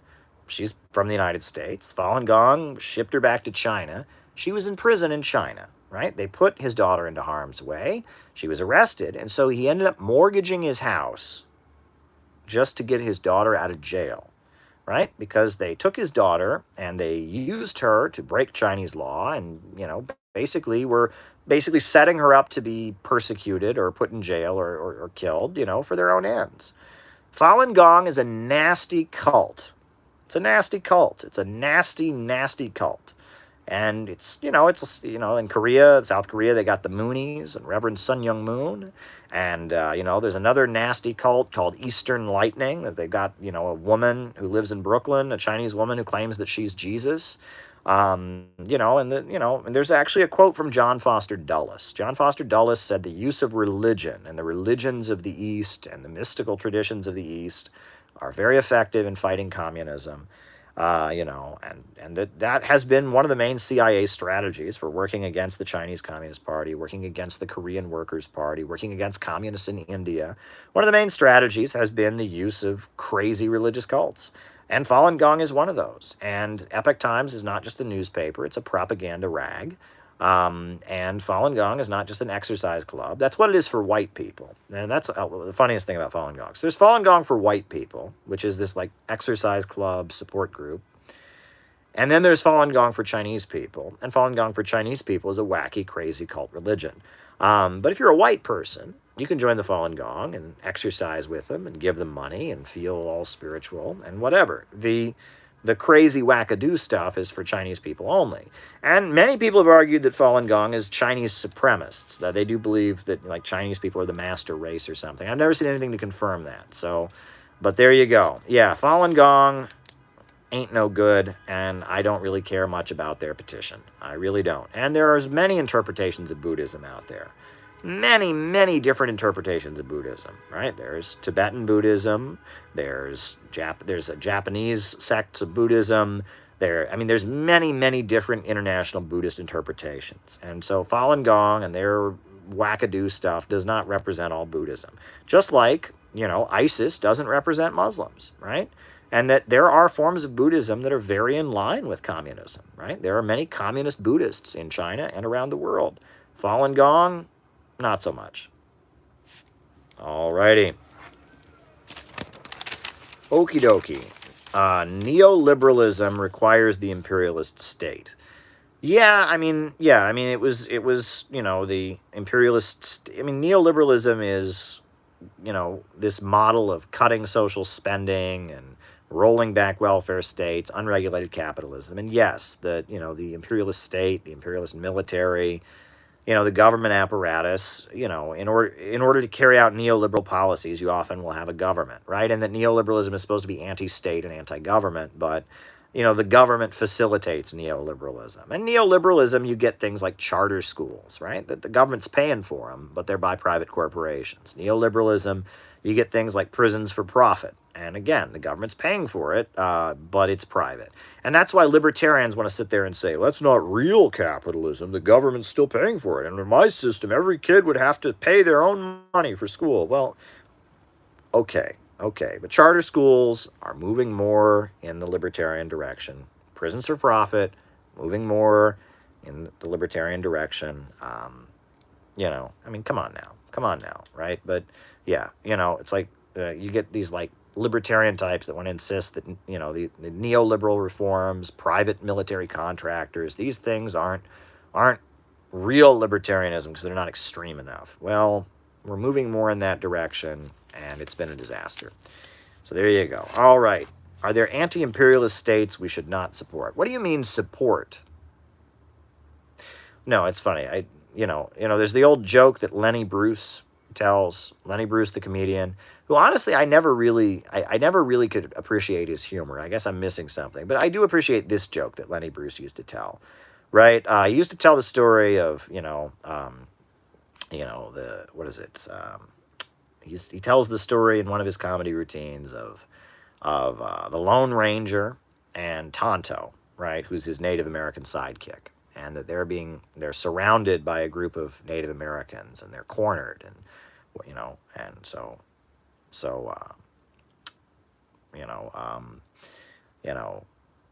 the Lone Ranger turns to Tonto and says, "Tonto, what are we gonna do?" And Tonto says, "What do you mean we, white man?" But when you say anti-imperialist states support, what do you mean support? Okay, what do you mean support?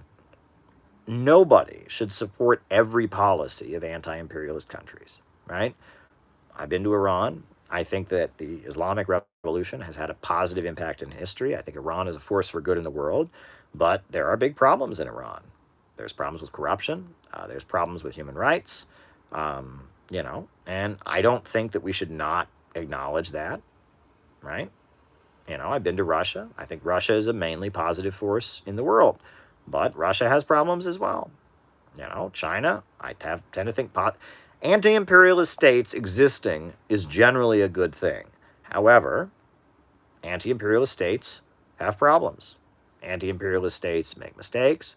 Anti-imperialist states. So it's like, it's like this is a thing that you get from people that are trying to smear you. They're like, you support. What does that mean? What do you mean I support? I mean, I'm not voting for them. It's not like this is an election. I don't want war against them. I recognize the positive contributions they make. I'm critical of their flaws. I have a more positive assessment than you're supposed to in U.S. society.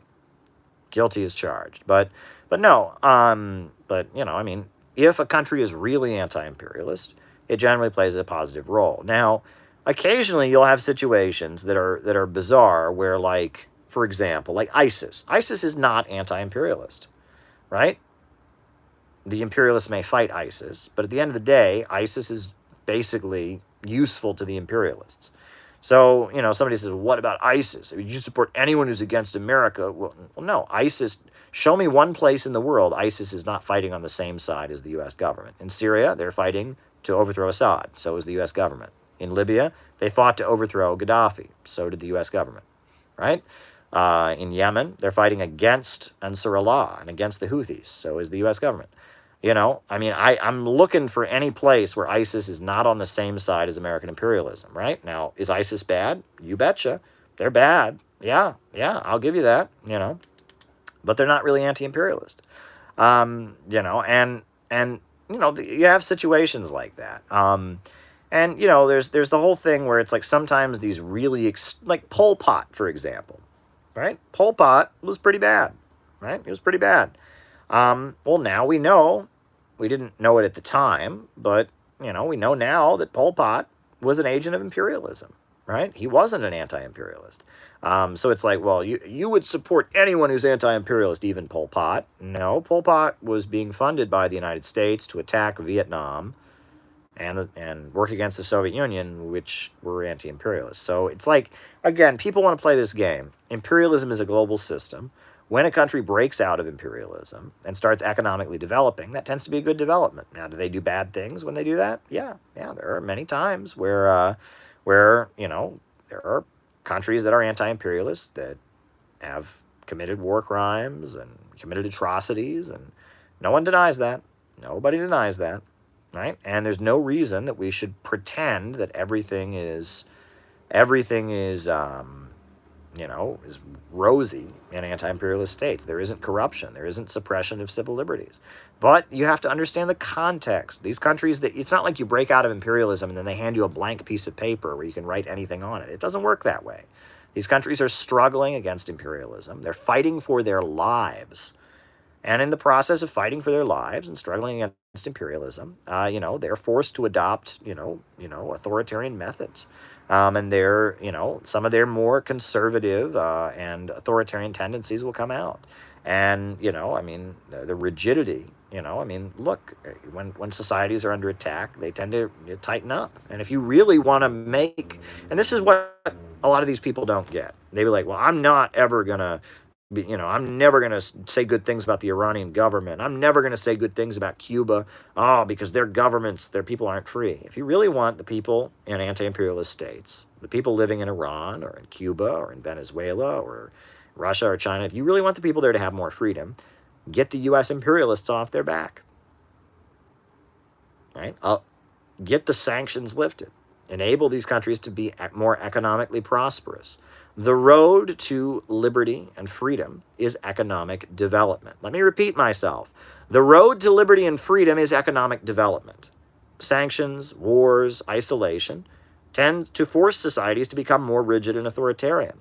But economic development, raising people out of poverty, construction, creates the basis for more stability in society and more civil liberties. Right? There's an economic basis to freedom. Right?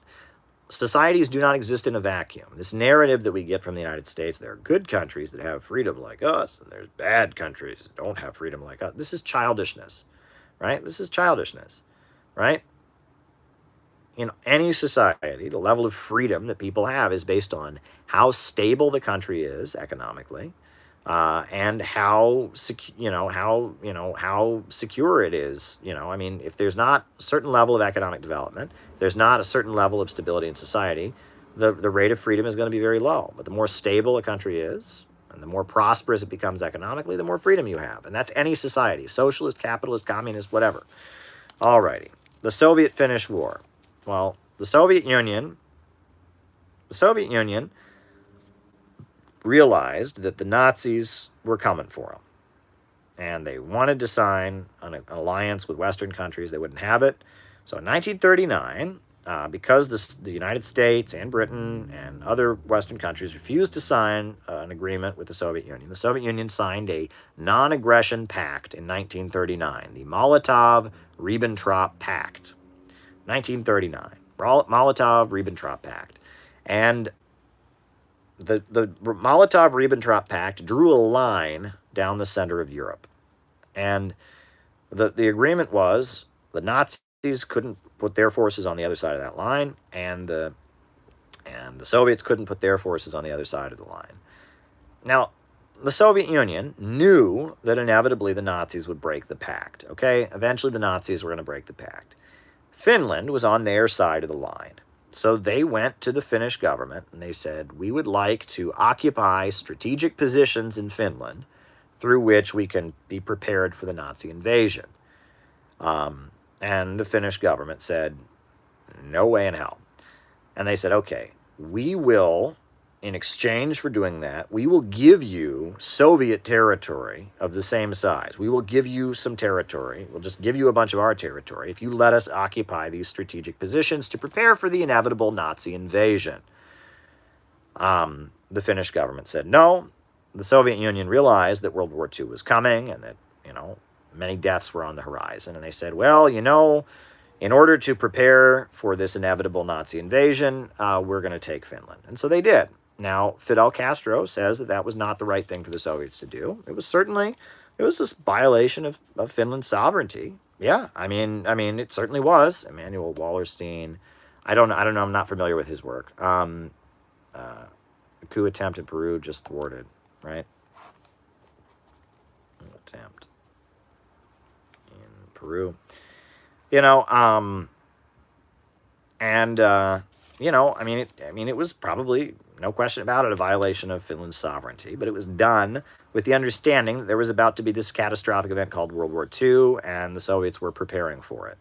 You can read The Soviets Expected It by Anna Louise Strong. It's a very good book, and that, look, the Soviet pact saved millions of lives. It was a strategic pact to block Hitler, right? It was a way the Soviets could buy time and prepare for what they knew was going to happen, right? And, maybe they could have gone about it differently, but it was ultimately something that they did, and it was to their benefit that they did it. Maybe they could have presented it in a different way or, been more effective in their communication explaining it. But overall, the 1939 pact, the Molotov-Ribbentrop Pact was a good thing. It was necessary. All right. So someone said the USSR is the thesis, China is the synthesis, socialism with Chinese characteristics. You're going to have to write a paper on that. That sounds like a very complex concept that you have developed, about the roots of socialism with Chinese characteristics. Rather than me expounding upon your very short super chat message there, you should write it out. Maybe you should make a video or write an article or something and explain further what you mean by it, because I guess I don't quite understand what you mean by this super chat. There's elements of the USSR and China and stuff, but I don't quite follow you. All right. Resurgence of Nazism in Ukraine. Well, look, in Western Ukraine, there are a number of people who blame all of Ukraine's problems on the Soviet Union. And in Eastern Ukraine, there are a number of people who blame the overthrow of socialism and the fall of the Soviet Union for their problems. And, the country has been very divided by these two historical narratives. In one historical narrative, the Soviet Union are the good guys, the Western imperialists are the bad guys. And in another historical narrative, the Soviet Union are the bad guys and the West are the good guys. And among the folks who think the West has been a good influence, there's a lot of admiration for Stepan Bandera, who was a Nazi collaborator, a Ukrainian nationalist who was a Nazi collaborator. And the Azov battalion. And now they have this race law in Ukraine, which lists groups that it's illegal to discriminate against and basically says any other group you're allowed to discriminate against it. And one group that is not on the list is Russian speakers. It basically is, they're on the brink of legalizing discrimination against people of Russian heritage. Russian-speaking people in Ukraine, it's going to be legal for them to be discriminated against. It's awful, right? Imagine we passed a law in the United States. You can't discriminate against Asians, can't discriminate against Latinos, but black people, yeah. I mean, can you imagine a law like that? That's what they're doing in Ukraine right now. They're about to pass a law that explicitly says you are allowed to discriminate against Russians. That is unbelievable, right? Unbelievable, right? And again, with all this cancel culture, right? All these people trying to claim I'm a secret Nazi because of some nonsense. Ukraine has a battalion, the Azov battalion, that are fascists, right? They're about to pass a race law to basically make it legal to discriminate against people on the basis of their race. I mean, but they don't cancel them because the cancel culture is controlled by imperialism. How do you say human progress is a myth? Well, geez, I look at the way cave folks lived, and I can check out Wallerstein's theory, but I can't comment on it at this time because I don't know enough about it. You can look at how much we've expanded our life expectancy, how much our population has expanded, how much more comfortable life has become. I think human progress is a reality, and that's again, to say human progress is a myth, I think is incorrect. I mean, that's just my personal view. I mean, I do believe in human progress. Yes. Why did the Soviet Union implement population transfer of national minorities? All right, we can talk about that. Again, right? I'm not a Soviet historian, but I can give you my understanding. All right. Okay. Michael Savage. Well, Michael Savage is an awful right-wing neocon radio host. There was this old hippie who used to hang around at Occupy Wall Street, kind of an older, heavy-set guy, and he would always be like, "Do you know Michael Savage? I sold weed to the guy." He was kind of this obnoxious old hippie who was, and he would always brag that when he had been a young hippie back in the 60s, "I sold weed to that guy." Yeah, I heard that guy say that so many times. This old hippie guy who hung around Occupy Wall Street, "I sold weed to the guy." Apparently his name is not actually Michael Savage. It's something else. And, he was a hippie counterculture dude at one point, and now he's Michael Savage, and he's a conservative. He's one of these daytime talk show hosts. I think there's also Michael Medved. I don't listen to much talk radio, but, right, there's Michael Medved, and Sean Hannity has a radio show, and yeah, I mean, this is, conservative talk radio, conservatainment. There was Dr. Laura Schlesinger. You remember Dr. Laura Schlesinger? Dr. Laura, right? She was very big. When I was a kid, Dr. Laura, she was big, and she would say, "Hi, I'm my kid's mom."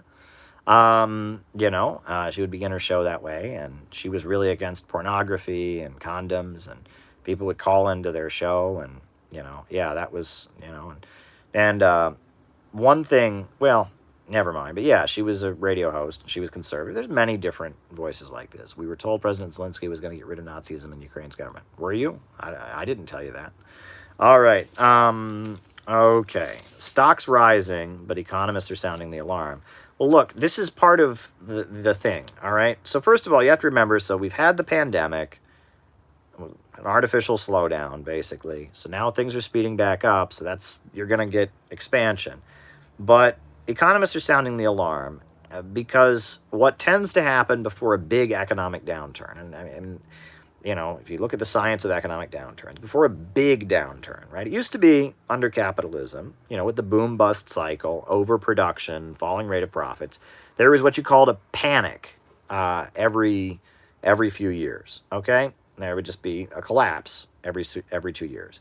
But now we have all these artificial mechanisms for preventing that. We have the Federal Reserve, there's, government stimulus, there's many mechanisms designed to prevent an economic fallout.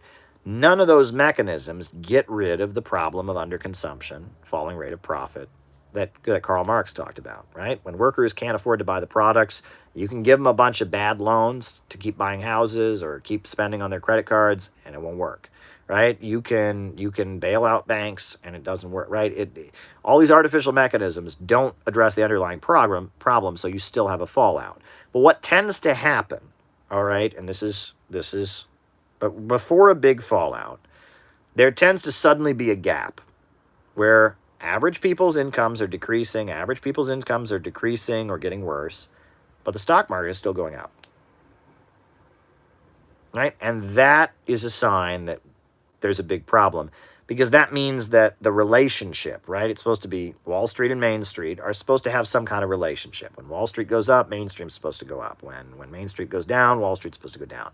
But when Main Street stays down here, but Wall Street keeps going up, that means that eventually there will be a very big correction, what they call a correction, which means that there will be a fallout. And we're seeing that right now. Stocks going up and all that, incomes are not rising. Many people observed the jobless recoveries, right? That was something people had never seen before. But in the early 90s, we had the first jobless recovery, where the economy, there was an economic downturn, early 90s, like 1990, 91, and the economy got better, but there was no jobs created. There were no new jobs, right? It was like there was not a big expansion. People weren't getting rehired, but the economy recovered. And economists looked at this and they said, oops, that's a problem. And it happened again, 2003, right? 2000, right after 9/11, in the lead up to 9/11, 2000, there was, again, jobless recovery, right? Where the economy recovered, but there were no jobs. And yeah, jobless recoveries are a sign of a big problem, right? Because again, you get that gap where it's like the economy has recovered, Wall Street is doing better, but average people, like, there's not new job. And that is a sign of a pending economic correction. Eventually, when Wall Street continues to go up, but average people's lives are not getting better, that's not real economic growth. So much of our economy is speculation, okay? Bitcoins,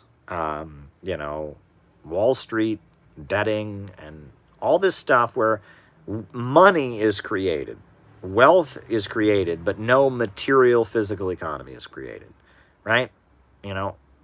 All kinds of speculative schemes where you don't have any physical economy. There's no real wealth produced, right? And that is the problem. Nicaragua, what's going on there? Well, they're getting ready to have an election this fall. The socialist government has been raising people out of poverty. They've arrested some people that were, plotting coups and trying to destabilize the country. And of course, the U.S. government makes it sound like they're just innocent people, right? I mean, it's just, same old story.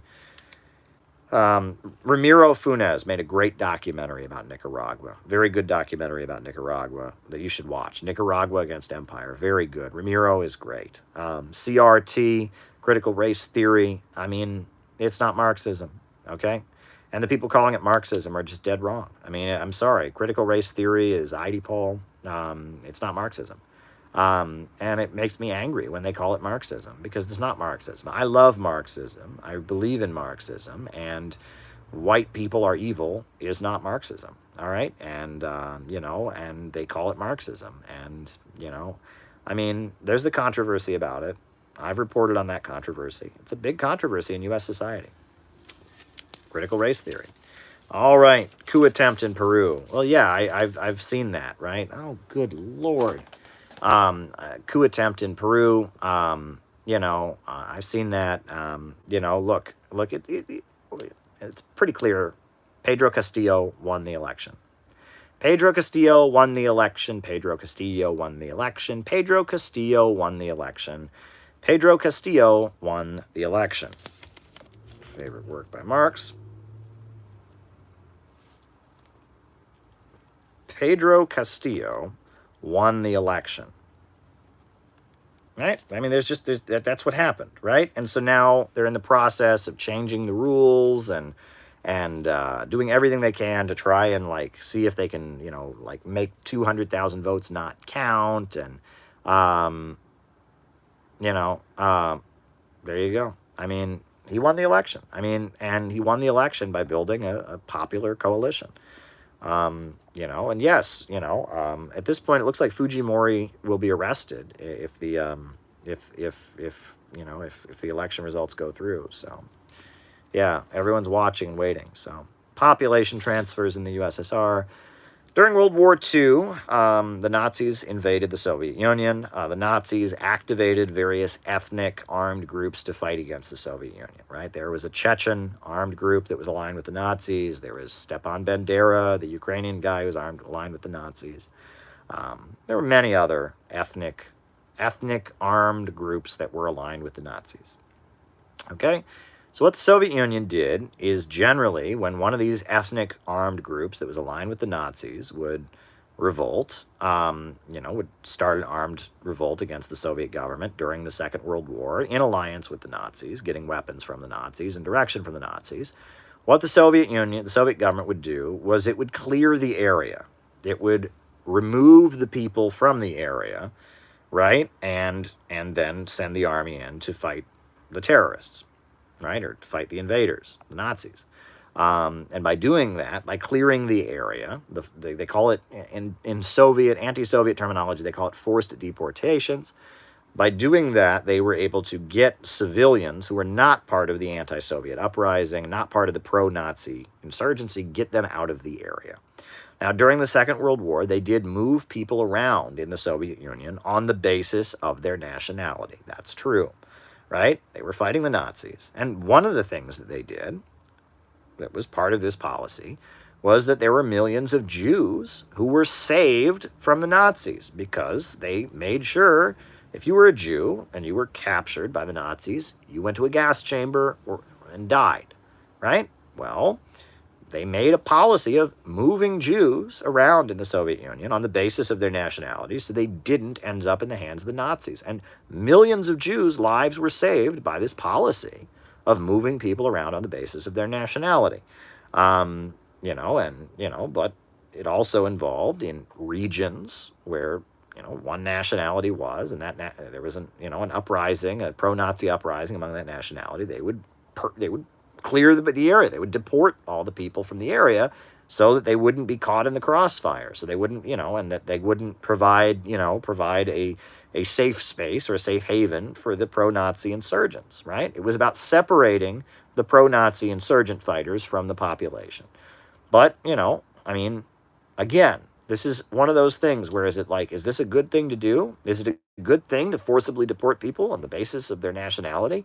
Obviously not, right? But again, we're talking about a war where 27 million people died. In the Soviet Union, 27 million people died fighting the Nazi. 27 million people. Now, if you're in a situation, you're having a war where 27 million people die, in order to win that war, you are going to engage in a lot of activities that are going to be you're going to be making a lot of choices that are pretty awful. Right? We don't want to imagine the choices the Soviet leaders had to make during the Second World War. I mean, again, so it's like, when that many people are dying in that level of war and death and killing, right? I mean, that level of violence, right? Again, hypothetically speaking, is it a good thing to deport people from an area on the basis of their nationality? No. Is it a good thing to move people around on the basis of their race or their nationality? Obviously not.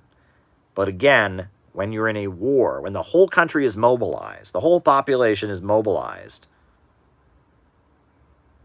to fight invaders, and 27 million people die, and,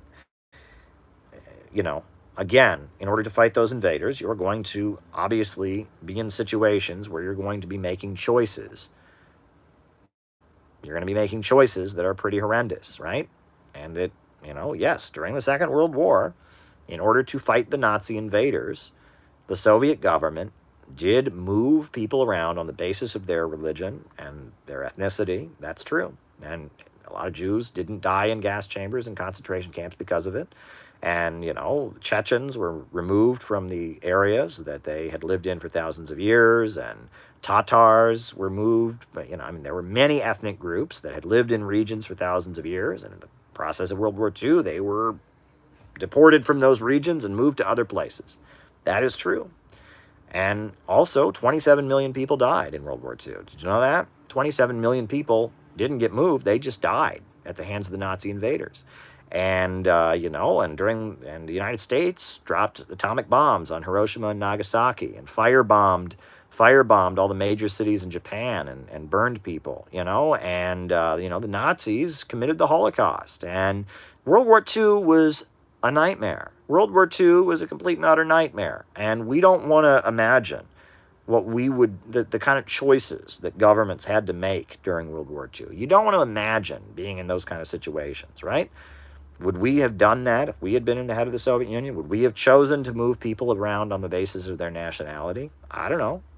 I'd like to tell you that no, I wouldn't make that policy.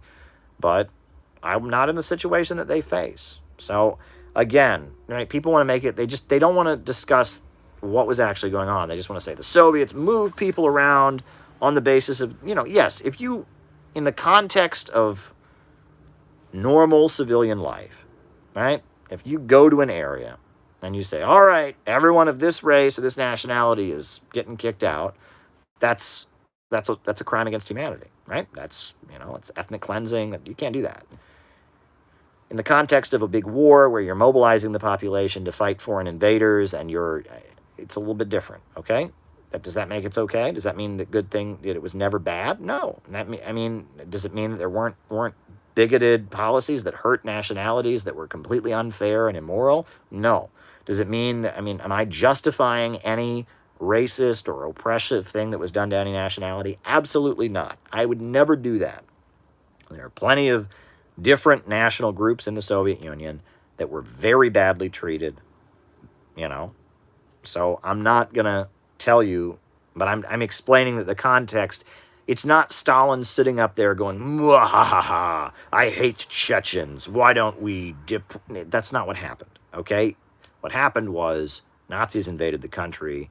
Millions of people were dying, and they sat there and said, how do we defeat these invaders? And part of the strategy they came up with was moving people around on the basis of their race, okay? Is that bad? It's a bad situation. It's a very, very bad situation. And, obviously, it's something we can't even imagine. All right. Okay. What is my favorite work by Karl Marx? That's a good question. I really enjoyed the philosophic manuscripts where he talks about alienation. I remember reading those in college and really getting a kick out of them.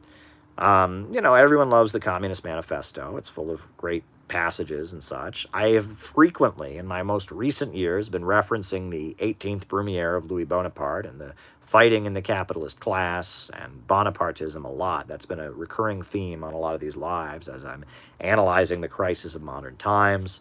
So it's really hard to say. The poverty of philosophy. His polemic is pretty good. That's pretty enjoyable. I will say I don't particularly like Capital. Right? Capital Volume 1, I have read many different parts of it. The section on primitive accumulation is very good, where he talks about how capitalism began with genocide. No one ever talks about that, but capitalism actually began with genocide, right? Primitive accumulation, right? The clearing of the commons, the colonialism, capitalism, the rosy dawn of capitalism, as Karl Marx describes it, is colonialism, slavery, the execution of vagabonds, etc. So there you go. There's a lot of very good works by Karl Marx. A lot of very good works. Another good work of Marx, very short, that people ought to really read, and again, I frequently reference on these lives, is the critique of the Goethe program. In Goethe, right, a group of German Marxists, German socialists got together and they wrote a manifesto, the Goethe program. They eventually became the German Social Democratic Party. And Marx read this program, and he said they've got it all wrong. And so he wrote a critique of the Goethe program. And if you read it, much of what he says in his critique of the Goethe program is a very solid criticism of many socialists that are around today. For example, he opposes redistribution of wealth, right? The redistribution of wealth. He says it's not about redistributing wealth. It's about control of the means of production. And he makes that vehemently clear. He says it is not. We are not about redistributing incomes. We're about redistributing the means of production. It's about changing property relations, right? Well, we hear this all the time. Socialism is redistribution of wealth, says Bernie Sanders. The socialism is about redistributing wealth. All the wealth is controlled by the rich people. We want to make them pay higher taxes. Karl Marx says, no. We want the means of production to be controlled by the people, right? Critique of the Goethe program. He makes it clear the higher stage of communism is only possible with vast material abundance. Critique of the Goethe program. He lays out the economic materialist view of socialism, right? It's not about trying to build heaven on earth, with religious sentiments. It's about understanding the nature of economics and the higher stage of communism. Tearing down the narrow horizon of bourgeois right is only possible when the springs of cooperative wealth flow abundantly. And labor becomes life's prime want, not a necessity. People can only work because they feel like it, and the state can wither away. I mean, he talks about what the higher stage of communism actually means. Now, in the lower stage of communism, there will be inequality, and there will be a state, and there will be, all these people who say, oh, the Soviet Union's not socialist, China's not socialist, there's inequality there. Marx explicitly says there will be inequality in the lower stage of communism. So, Critique of the Goethe program is an important work by Marx. There's many works by Marx I would recommend. Honestly, Engels is a much clearer writer than Marx. Much clearer. But Marx is very important to read and to understand. So there you go. On that note, folks, I think we'll wrap this up here. A new upsurge in the struggle against U.S. imperialism is now emerging throughout the world. Ever since World War II, U.S. imperialism and its followers have been continuously launching wars of aggression. But the people of various countries have been continuously waging revolutionary wars to defeat their aggression. While the danger of a new world war still exists and the people of all countries must get prepared, revolution is the main trend in the world today. While the danger of a new world war still exists and the people of all countries must get prepared, revolution is the main trend in the world today. We need a government of action to fight for working families. We need a government of action to fight for working families. We need a government of action that will fight for working families. Fusion City now. Fusion City now. Fusion City now. Fusion City now. Fusion City now. It's time to build the Sandino-Zapata economic corridor. Fusion City now. We need a government of action to fight for working families. Revolution is the main trend in the world today. Good night.